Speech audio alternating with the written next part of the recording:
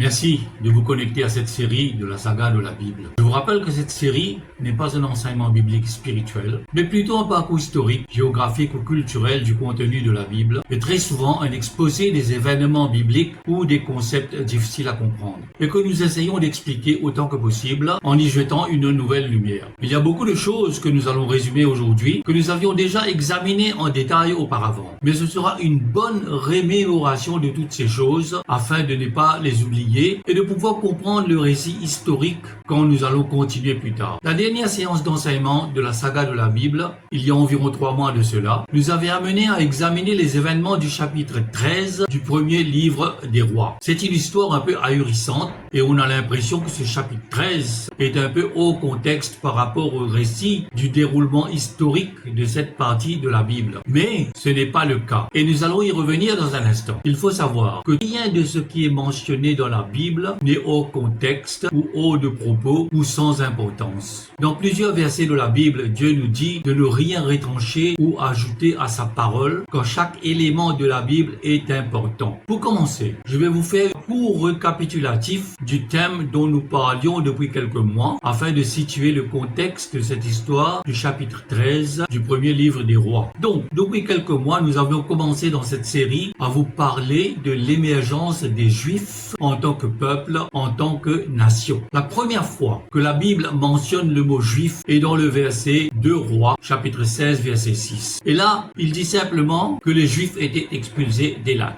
et les Syriens se sont installés là-bas. Ce verset qui apparaît sur votre écran semble anodin, mentionnant les Juifs en passant. Mais c'est en fait très important, car cela exprime pour la première fois dans la Bible le fait qu'il existe un groupe de personnes, un peuple, une nation, que l'on appelle les Juifs. J'avais déjà expliqué dans une des séances précédentes de la saga de la Bible que le mot juif est dérivé du mot Yehudi. En hébreu, Yehudi c'est le singulier, Yehudim c'est le pluriel, et ce mot signifie habitant de Juda. Certes, avec le temps, ce terme juif a évolué pour désigner toutes les personnes issues d'Israël ou d'héritage israélite, indépendamment de leur ascendance tribale spécifique, même s'ils ne sont pas issus de la tribu de Juda ou provenant du royaume de Juda. Donc, Juda et le royaume de Juda ont commencé à graduellement devenir dominants. Mais comment tout cela est-il arrivé? Résumons en quelques mots ce que nous avions déjà vu auparavant. Pour que Juda émerge, il fallait qu'Israël périclite. Au début de la période des rois, qui avait commencé avec le roi Saül, et ensuite continué avec David, et ensuite le roi Salomon, il y avait un seul royaume, le royaume d'Israël, qui regroupait toutes les tribus d'Israël. On l'appelle souvent le royaume uni d'Israël. Puis vient la cassure, le schisme, qui divisa ce royaume en deux. Quand Salomon devint roi, et surtout dans ses vieux jours, il pécha contre Dieu et sa parole. Salomon avait plusieurs fautes à son compte, et nous les avions toutes examinées dans le passé. Mais les plus importantes furent l'adoration des faux dieux poussée par ses nombreuses femmes étrangères. La Bible nous apprend que Salomon avait 1000 femmes. Dans le premier livre des rois, chapitre 11, à partir du verset 1, on peut lire: Le roi Salomon aima beaucoup de femmes étrangères, outre la fille de Pharaon, des Moabites, des Ammonites, des Édomites, des Sidoniennes, des Étiennes, appartenant aux nations dont l'Éternel avait dit aux enfants d'Israël: Vous n'irez point chez elles, et elles ne viendront point chez vous. Elles tourneraient certainement vos cœurs du côté de leur Dieu. Et ce fut à ces nations que s'attacha Salomon, entraîné par l'amour. Il eut 700 princesses aux femmes et 300 concubines, et ces femmes détournèrent son cœur. Je ne sais combien de temps il a pu passer avec chacune de ces femmes, mais il y en avait 1000. Et le verset 4 nous dit: À l'époque de la vieillesse de Salomon, ces femmes inclinèrent son cœur vers d'autres dieux, et son cœur ne fut point tout entier à l'Éternel son Dieu, comme l'avait été le cœur de David son père. Et Dieu décida d'enlever le royaume d'Israël de la descendance du roi Salomon. Mais à cause de David son père, qui avait le cœur de Dieu, Dieu laissa quand même une petite part du royaume avec seulement 2 tribus, Juda et Benjamin, sous Roboam le fils de Salomon. Et ce petit royaume fut appelé le royaume de Juda. Et les 10 autres tribus d'Israël formèrent le royaume d'Israël, qu'on appelait aussi le royaume du Nord. Et Dieu établit Jérusalem Jéroboam comme roi du royaume d'Israël. Ce fut Jéroboam Ier, car dans la suite, dans l'histoire, il y a eu un autre Jéroboam qu'on appelait Jéroboam le deuxième. Et c'est ainsi que s'opéra le schisme et qu'Israël fut divisé en deux royaumes, le royaume de Juda au sud et le royaume d'Israël au nord. Avec cette division, Juda devint un royaume séparé du reste d'Israël. Et nous allons voir au fil des séances d'enseignement futures comment et pourquoi Israël, le royaume du nord, déclina et disparut pour faire place à Juda et ainsi à l'émergence des Juifs. Et tout cela commença avec le roi Jéroboam que Dieu avait établi comme roi du royaume d'Israël. Et dès que Jéroboam fut établi roi, il abandonna Dieu. Et il commença à pécher de façon abominable et à entraîner tout son royaume à pécher contre Dieu. Jéroboam fit fabriquer des veaux d'or pour être adorés. Et ça, c'était une abomination à Dieu. Rappelez-vous, à la période de Moïse dans l'Exode, comment Dieu avait traité Israël pour avoir fait des veaux d'or. Et pourtant, Jéroboam en a fait fabriquer pour être adoré. Et il construisit des autels pour brûler des parfums aux idoles, et notamment, l'autel la plus importante que je devrais dire, c'était dans la ville de Béthel. Nous avions précédemment déjà étudié tous ces événements dans les chapitres 11 et 12 du premier livre des rois. Donc ça, c'était un récapitulatif. Et maintenant, revenons à notre histoire du chapitre 13, qui commence avec Jéroboam en train de brûler des parfums sur l'autel de Béthel à ses idoles. Donc, 1 Roi, chapitre 13, verset 1. Voici un homme de Dieu arriva de Juda à Béthel par la parole de l'Éternel pendant que Jéroboam se tenait à l'autel pour brûler des parfums. Il cria contre l'autel par la parole de l'Éternel. Et il dit, autel, autel, ainsi parle l'Éternel. Voici, il naîtra un fils à la maison de David. Son nom sera Josias. Et il immolera sur toi les prêtres des hauts lieux qui brûlent sur toi des parfums et l'on brûlera sur toi des ossements d'hommes. Donc cet homme ne vint nullement parler au roi Jéroboam, mais il parla directement à l'autel de Béthel et prononça sa malédiction qui sera accomplie par un roi futur nommé Josias. Vous pouvez lire les autres versets de ce chapitre 13, mais je vous raconte en quelques mots le reste de cette histoire qui paraît hors de contexte par rapport au récit historique. Après que l'homme de Juda eut prononcé sa malédiction contre l'autel de Béthel, Jéroboam étendit sa main pour faire arrêter l'homme, mais sa main devint immédiatement sèche, c'est-à-dire paralysée, et il ne put retourner sa main à lui. Jéroboam pria alors l'homme de Juda d'implorer Dieu de guérir sa main. Après avoir opéré la guérison, l'homme fit comprendre au roi Jéroboam que Dieu lui avait interdit de manger et de boire quoi que ce soit, et de retourner à Juda par un autre chemin, et il s'en alla. Un vieux prophète de la région de Samarie, il faut savoir que Béthel était dans la région de Samarie. Donc un vieux prophète de la région de Samarie apprit ces événements et il suivit l'homme de Juda sur son chemin de retour, le rattrapa et lui mentit en disant qu'un ange lui avait parlé de la part de l'Éternel et que l'ange lui avait dit de ramener l'homme de Juda chez lui afin qu'il mange du pain et qu'il boive de l'eau. Et l'homme de Juda suivit le vieux prophète de Samarie à la maison du prophète et là, il mangea et but avant de s'en aller. Cet homme aurait dû consulter l'Éternel au lieu de croire aux mensonges du vieux prophète. Et il ne le fit pas. Et malheureusement pour lui, Dieu fut irrité contre cet homme de Juda. Et il envoya un lion sur sa route et le lion le tua. Mais sans le dévorer, ni dévorer son âne. Donc son corps était là, sur la route. Ayant appris cela, le vieux prophète de Samarie alla chercher le cadavre de l'homme de Juda pour le faire enterrer. Et il ordonna à ses fils de l'enterrer lui-même, c'est-à-dire le vieux prophète lui-même, le jour où il mourra, dans la même tombe que l'homme de Juda, et de s'assurer que ses os se reposeront aux côtés des os de l'homme de Juda. Cette instruction est plutôt bizarre et peu compréhensible. Quel intérêt avait ce vieux prophète de Samarie pour piéger l'homme de Juda et le faire mourir quand il savait que Dieu allait le faire mourir s'il désobéissait aux directives de Dieu? Et surtout, quel intérêt avait-il pour que son cadavre soit enterré à côté des os de l'homme de Juda dans le même sépulcre? Pour comprendre ses motivations, les motivations de ce vieux prophète, il faut avancer 300 ans dans l'histoire après ces événements. Tous ces événements du chapitre 13 eurent lieu vers l'an 930 avant Jésus-Christ, lors du début du règne de Jéroboam Ier.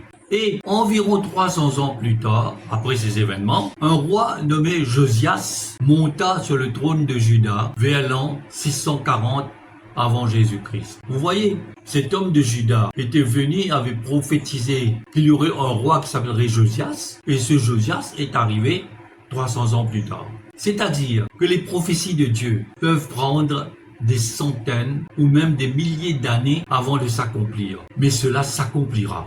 Et Josias accomplit 300 ans plus tard toutes les prophéties prononcées sur l'autel de Béthel dans le chapitre 13, verset 2. Je vous relis ce verset, donc chapitre 13, verset 2. Il, c'est-à-dire l'homme de Juda, il cria contre l'autel par la parole de l'Éternel et il dit, autel, autel, ainsi parle l'Éternel. Voici, il naîtra un fils à la maison de David. Son nom sera Josias. Il immolera sur toi les prêtres des hauts lieux qui brûlent sur toi des parfums et l'on brûlera sur toi des ossements d'hommes. Et que nous dit la Bible pour l'accomplissement de cette prophétie? Donc 300 ans plus tard environ. Voyons dans le deuxième livre des rois, c'est-à-dire 2 rois, chapitre 23, qui raconte les faits du roi Josias. Verset 15. Il, c'est-à-dire Josias, renversa aussi l'autel qui était à Béthel et le haut lieu qu'avait fait Jéroboam, fils de Nébat, qui avait fait pécher Israël. Il brûla le haut lieu et le réduisit en poussière et il brûla l'idole, c'est-à-dire les veaux d'or que Jéroboam avait fait fabriquer. Josias s'étant tourné et ayant vu les sépulcres qui étaient là dans la montagne, envoya prendre les ossements des sépulcres et il les brûla sur l'autel et le souilla, selon la parole de l'Éternel prononcée par l'homme de Dieu qui avait annoncé ces choses. Et il dit, quel est ce monument que je vois? Les gens de la ville lui répondirent, c'est le sépulcre de l'homme de Dieu qui est venu de Juda et qui a crié contre l'autel de Béthel ces choses que tu as accomplies. Et il dit, laissez-le, que personne ne remue ses os. On conserva ainsi ses os avec les os du prophète qui était venu de Samarie. Donc, voici la clé du mystère. Ce vieux prophète de Samarie avait vu loin dans le temps et, sachant que tous les ossements dans toutes les tombes allaient être enlevés et brûlés sur l'autel de Béthel, lui, il ne voulait pas que ses propres os soient brûlés sur l'autel de Béthel quand le roi Josias arrivera. Donc, il s'arrangea d'une façon très fourbe, il faut le dire, pour être enterré dans le même sépulcre que l'homme de Juda, sachant que le roi Josias ne touchera pas à cette tombe. Et pour ce faire, il n'a pas hésité à faire tuer l'homme de Juda, afin qu'on doive l'enterrer et que lui, il pourrait être enterré dans cette même tombe.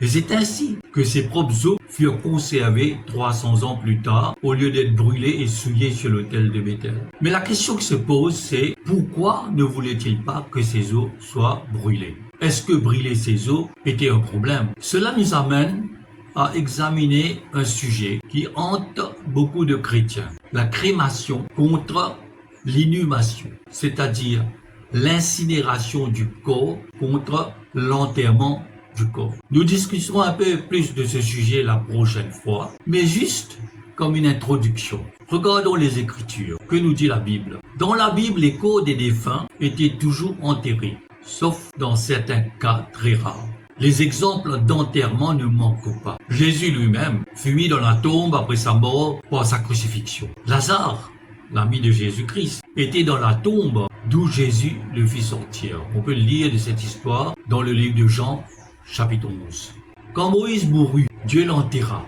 Et il faut dire que son corps était si important que Satan vint réclamer le corps de Moïse et l'archange Michel eut à le défendre. Nous pouvons lire de cette histoire dans Jude, chapitre 1, verset 9, où on apprend que Michel contestait avec le diable qui lui disputait le corps de Moïse. Le patriarche Abraham lui-même fut mis dans sa tombe, dans le tombeau des patriarches qui est la caverne de Macpéla, située à Hébron en Israël, où Sarah, sa femme, était déjà inhumée. En passant, cette caverne de Macpéla est toujours un lieu saint en Israël, et à la fois pour les Juifs et pour les musulmans en passant. Il y a parfois des bagarres à cause de la visite des Juifs à cette place. Quand Jacob, appelé Israël, mourut en Égypte, Joseph, son fils, le ramena en Canaan et le fit enterrer dans la caverne de Macpéla, aux côtés d'Abraham, son grand-père, et d'Isaac, son père. Pour s'assurer qu'il était enterré là-bas, Israël avait donné des instructions